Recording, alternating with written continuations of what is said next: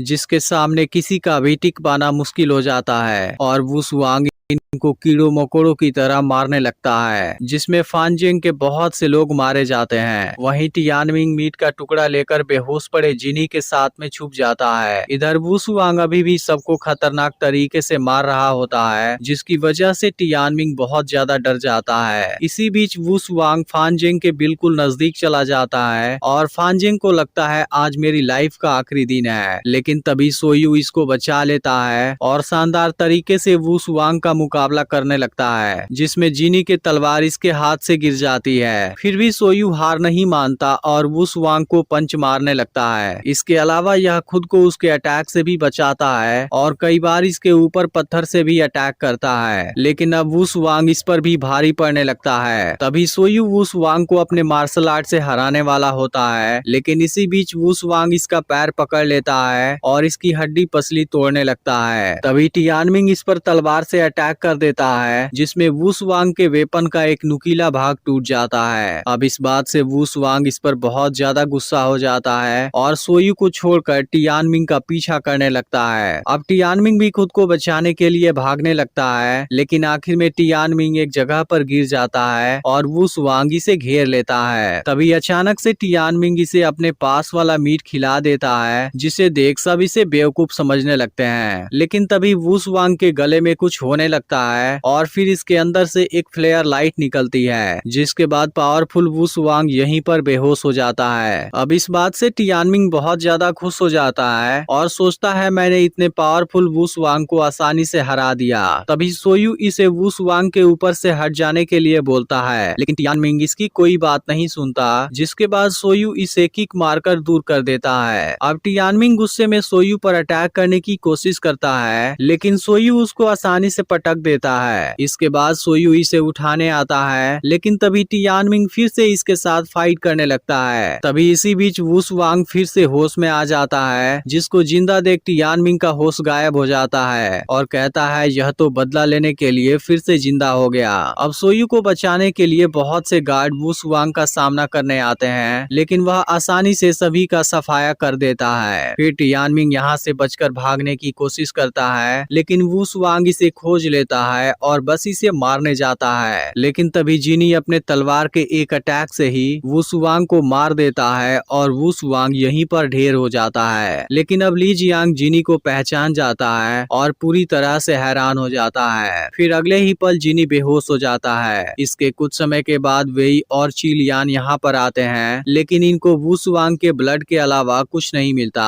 और वेई जान जाता है कि यह मर्डर जिनी ने किया है। फिर वह चिलियान को बताने लगता है कि जिनी की तलवार टॉप 10 में दूसरे रैंक पर आती है, जिसकी ब्लेड बहुत यूनिक है। इसी के साथ वेई समझ जाता है कि जिनी बहुत बुरी तरह जख्मी है, क्योंकि उसने वुशुआंग पर अपने फुल पावर से अटैक नहीं किया था। फिर वेई सोचता है आखिर इस विलेज में रहता कौन है, यह पूरा विलेज एक रात में दूसरी जगह रिलोकेट कैसे हो गया। तब चिलियान बताती है कि असल में यह सब चू किंगडम के बचे हुए लोग थे, जो इस जगह पर छुप कर रह रहे थे। इस पर वेई पूछता है क्या यह वही लोग थे जिनसे यिंग जेंग डरा हुआ है, आखिर ये किस फैमिली से हैं? फिर चिलियान कहती है जब चू का विनाश हो गया सियांग फैमिली इस डायरेक्शन में बचकर आई थी। फिर वेई कहता है मैंने सुना था भले ही चू किंगडम की तीनों फैमिली चली गई, फिर भी चू किन को जरूर बर्बाद कर देगा। इसी बीच फानजेंग का एक गार्ड इन पर नजर रख रहा होता है। वहीं चिलियान बताती है कि वो चू किंगडम के सबसे पावरफुल फैमिली थे, लेकिन मैंने अब कांगलेंग को मैसेज भेज दिया है जो उनको जल्दी ही ट्रैक कर लेगा।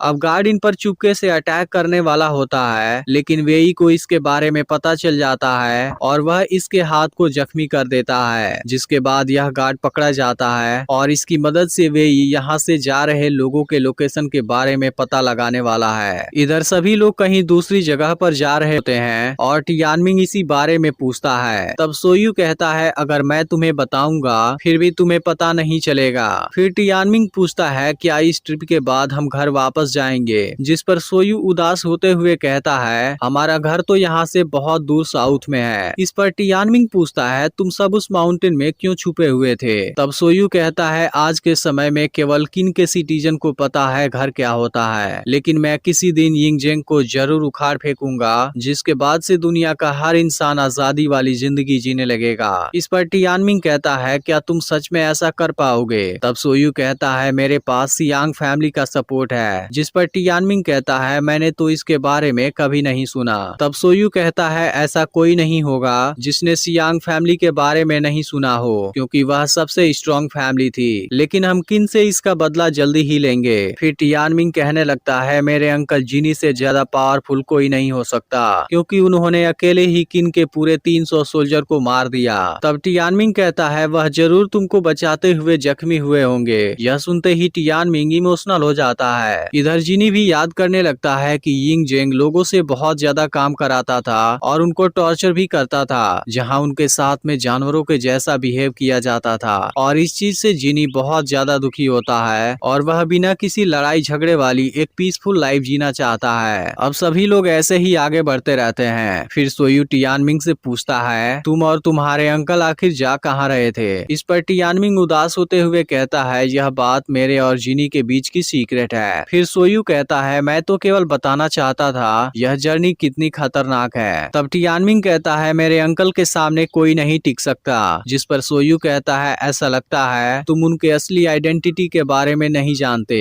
फिर बताता है कि जिनी यिंगजेंग का बेस्ट स्वॉर्ड्समैन हुआ करता था, जिसकी वजह से दूसरे 6 स्टेट में उनके बहुत से दुश्मन हैं जो इनको मारना चाहते हैं। यह सुनते ही टियानमिंग फिर से उदास हो जाता है। अब कुछ समय के बाद अंधेरा होने लगता है और अचानक से वुल्फ का एक बहुत बड़ा झुंड इनके पीछे पड़ जाता है, जिसे देख सब काफी डरने लगते हैं। तभी जिनी कहता है, यह तो वुल्फ किंग है, हम सब एक बहुत बड़े खतरे में फंस चुके हैं। फिर लियांग कहता है, कहीं यह नाइट असैसिन्स का हेड तो नहीं है। इसके बाद हम वुल्फ किंग कांगलिंग को देखते हैं, जो कि हान किंग को सर्व किया करता था, लेकिन उसके विनाश हो जाने के बाद मिसिंग हो गया था। अब टियानमिंग पूछने लगता है, उसने अभी तक हमारे ऊपर अटैक क्यों नहीं किया? तब जिनी कहता है, वह सही समय का इंतजार कर रहा है, लेकिन अगर हम अंधेरा होने से पहले यहाँ से बाहर निकल गए, फिर सरवाइव करने के लिए हमारे पास एक चांस हो सकता है। इसके बाद सब अपने भागने की स्पीड बढ़ा देते हैं, लेकिन फिर भी यह लोग इस एरिया से नहीं निकल पाते और वुल्फ का झुंड इनको चारों तरफ से घेर लेता है। तभी जिनी से टियानमिंग कहने लगता है, आपको डरने की जरूरत नहीं है, मैं आपको कुछ नहीं होने दूंगा। इस पर जिनी कहता है, अगर तुम स्ट्रॉन्ग बनना ही चाहते हो, फिर यह तलवार लो और इस बात को प्रूफ करके दिखाओ। जिसके बाद टियानमिंग सोयू के साथ कैरिज से बाहर आ जाता है, जहाँ चारों तरफ का एरिया खूंखार वुल्फ से भरा होता है। तभी कांगलिंग भी सामने आ जाता है और इनके लोगों को एक एक करके मारने लगता है। अब इसकी स्पीड इतनी फास्ट होती है कि यह लोग इसको देख भी नहीं पाते।